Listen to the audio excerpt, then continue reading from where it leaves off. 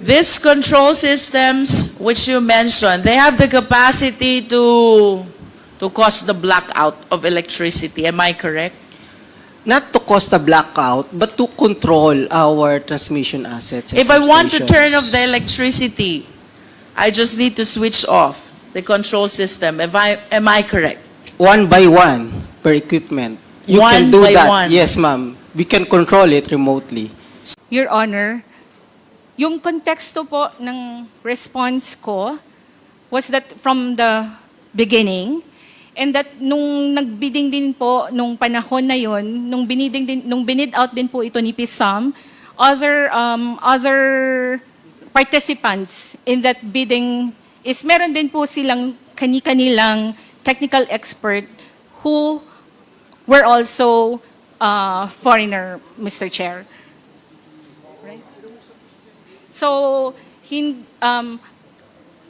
kinakonteksto ko lang po, Mr. Chair, na kaya na hanggang ngayon, nagpapatuloy pa rin, Mr. Chair, yung composition ng NGCP. Let's go back to the time when NGCP was incorporated and applied for a franchise, because that's what you are referring to. You were saying during that time, the only company which has technical capacity is Transco, and the other companies with technical capacity has foreign counterparts as well. Do you confirm that? Mr. Chair, because transmission, Please answer the question, NGCP. yes, I confirm. And with that answer, are you trying to say that during that time, hindi kaya ng Filipino citizens to supply the technology or the technical aspect of the NGCP operation? At that time, Mr. Chair, yes. At that time, yes. And of course, when you say technology or technical operation, that goes to the heart of the very operation of the NGCP. And you were saying hindi kaya ng mga Pilipino. Tama po ba ito, NGCP? At least during that time. During the time. At kung hindi ito kaya ng Pilipino during that time, then it follows during that time, we were solely dependent on our Chinese counterpart who owns the 40%. Yes or no? Mr. Chair, can I give a context? Because the bid document, Mr. Chair, requires for a technical partner. Mr. Chair, I'm just following the answer of our resource persons. We go back to 2008. You said during that time, hindi kaya ng mga Filipino. Then it follows that during that time, we are solely dependent to these Chinese corporations and citizens in as far as the operation of NGCP, a public utility corporation, which ownership and operation is protected by no less than the Philippine Constitution.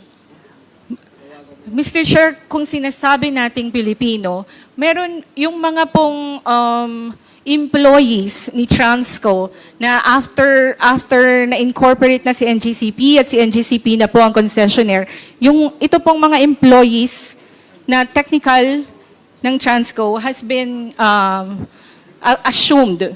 So, However, Mr. for Chair, purposes- even considering that they have Filipino employees, of course we understand that the citizenship of the corporation is determined by the extent of ownership of the owners. If the owners' majority are foreigner, then it is a foreign corporation. Otherwise, it is a Filipino corporation. If I may proceed, Mr. Chair.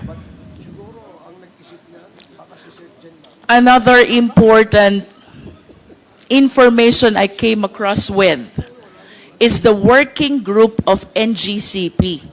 Ano po ba itong working group of NGCP?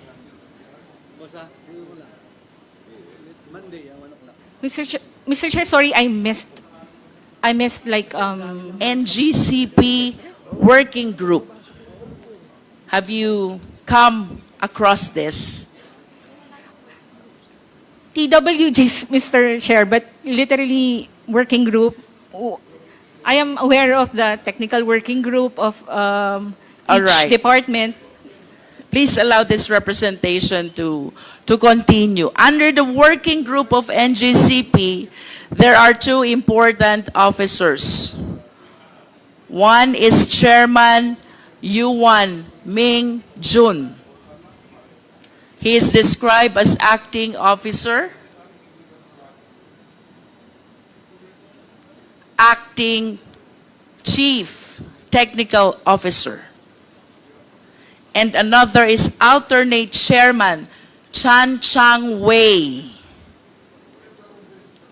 These two play significant role in the evaluation of bids and in making recommendation for the award of contract. May I request the Secretariat to please flash the document of first, Aurora Polanco project. Next is EB Magalona Bacolod project. These are all transmission projects. And third is the document pertaining to the purchase of site of Cebu, Panay, Negros project. Secretariat, please, at least to satisfy the committee that these two Chinese nationals under the working group of NGCP indeed did the evaluation of bids and the recommendation for the award of contract.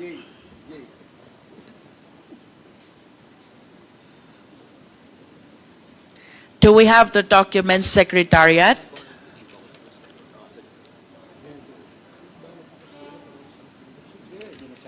While we are waiting for their documents, I wish to add, Mr. Chair, that there's another Chinese national, this time Wen Bo. He is the chief technical officer associated as well with State Grid China Corporation. And he is the one who evaluated and recommended the expansion of Las Piñas Zapote project. I hope the Secretariat can flash all these four documents to show to the committee that these Chinese nationals participated, or in fact, they were the one who evaluated the bids submitted and thereafter recommended the award of contract.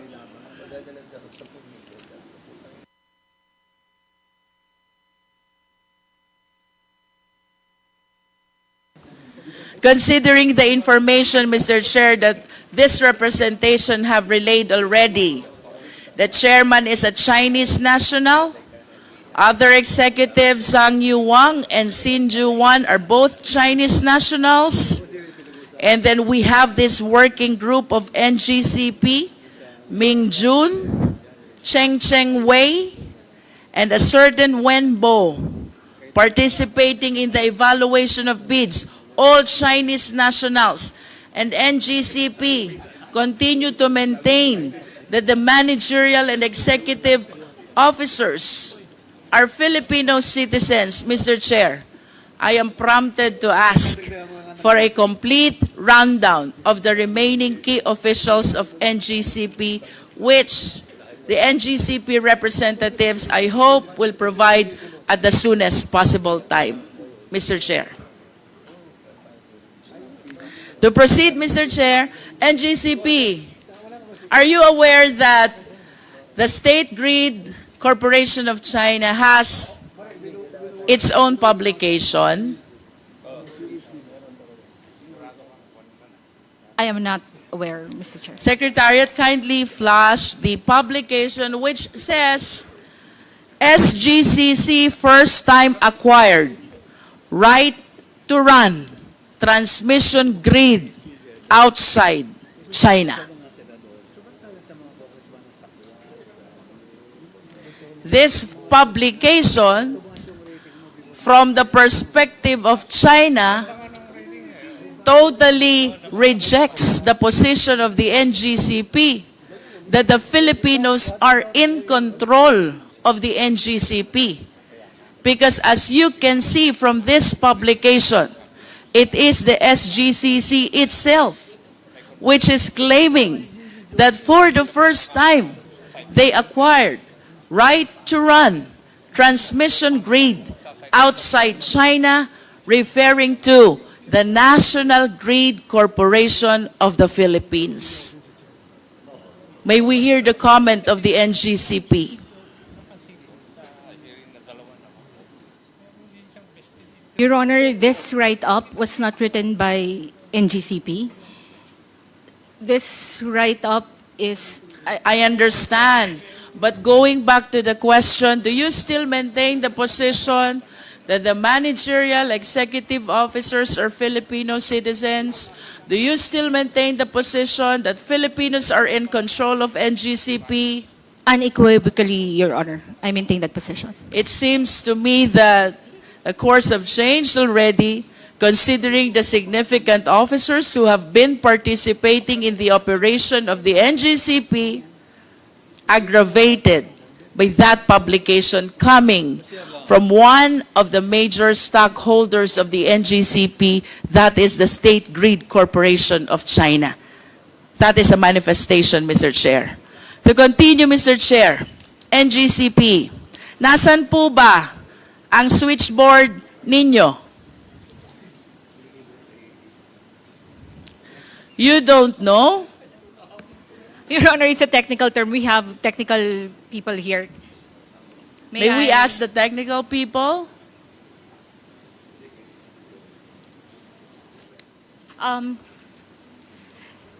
Your Honor, definition?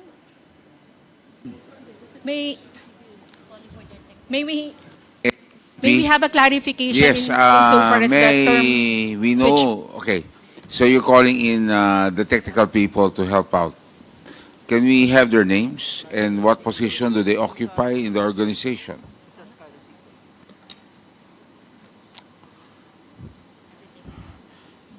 Sino po sila? Good afternoon. I'm Clark Agustin from the... Pakilakas lang po. Good afternoon, Your Honor. I'm Clark Agustin from the System Operations. If you're referring to the control From system... what?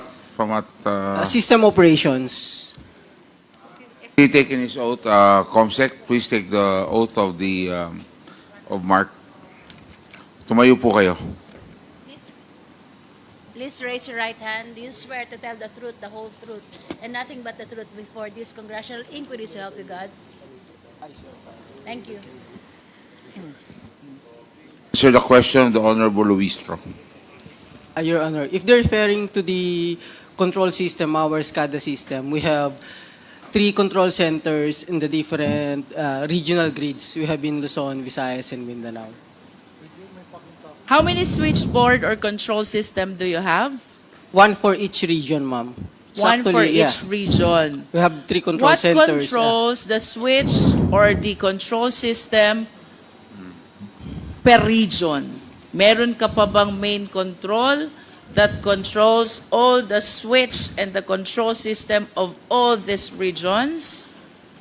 I believe yes. Yes, ma'am. We have the control center for each region, and then we have substations for the equipment level control. For the system level control, we use the control centers using our SCADA system. Where is the system control? From the control center, ma'am. Where is the control center? For Luzon, we have here in Diliman. For Visayas, in Banilad. And in Mindanao, in Cagayan de Oro. These control systems, which you mentioned, they have the capacity to cause the blackout of electricity. Am I correct? not to cause a blackout, but to control our transmission assets. and If I want to substations. turn off the electricity, I just need to switch off the control system. Am I correct? One by one per equipment. You One can do by that. one. Yes, ma'am. We can control it remotely. So, kanina you mentioned about the main control. How many main controls do you have? We have a control center monitoring and controlling different equipment of the grid. How many main controls do you have? So we have a system, pag control po ma'am, not necessarily, as I get from your question, isang button, wala po siyang ganon. So kasi different parts po ng grid, different assets, different control. So if you want to operate a certain circuit breaker, kailangan mong operate that specific breaker. But A at least specific if, feeder, yeah. if I turn off one of those, did you say assets Yeah. of that control system, then the electricity will not work anymore. If I turn off one of the several assets of the main control system, the electricity will not work anymore. If you intentionally isolate a specific area, that specific area will not have electricity, will not have supply of power for that specific area associated to that equipment. To simplify, Mr. Chair, that main control that you are talking about is responsible to make the electricity available or otherwise. Yes, ma'am. Okay. So, you said that you have main control in Luzon, in Visayas, and Mindanao. My next question is, what is this operational computer in Nanjing? I'm not aware of that, ma'am. Operational, Operational computer in Nanjing. Nanjing, China, I believe. I'm not aware of that, ma'am. Well, based on reports, there is such a thing as operational computer in Nanjing, which is connected to the server in the Philippines that can control the availability of electricity in the country. Can you comment on this? I'm not aware of that. Is Control, it yeah. possible that this information is exclusive to the Chinese counterparts and not shared to the Filipino counterparts? Based on our configurations of our control center, this cannot be controlled remotely through overseas, not even here, yes, here in What is your basis for saying that it cannot be controlled remotely? Are you that expert? Based on my experience and my knowledge, our SCADA system is actually isolated, ma'am. It's not connected in the internet, so you cannot easily control it remotely. Without Based for- on the design and the architecture. I understand. With all due respect, but considering that our IT infrastructure, tama ba, is provided by the Chinese counterpart, or should I say, a Chinese corporation, I humbly submit that no matter how knowledgeable Filipino citizens are, the one who created the system no more and no better than the one operating the same. As a general statement, do you agree? No, ma'am. Ibig sabihin mo, you're the one using the system of China, mas marami kang alam kesa nag-create ng system? No, ma'am. As I've said, This is a based- general statement, NGCP.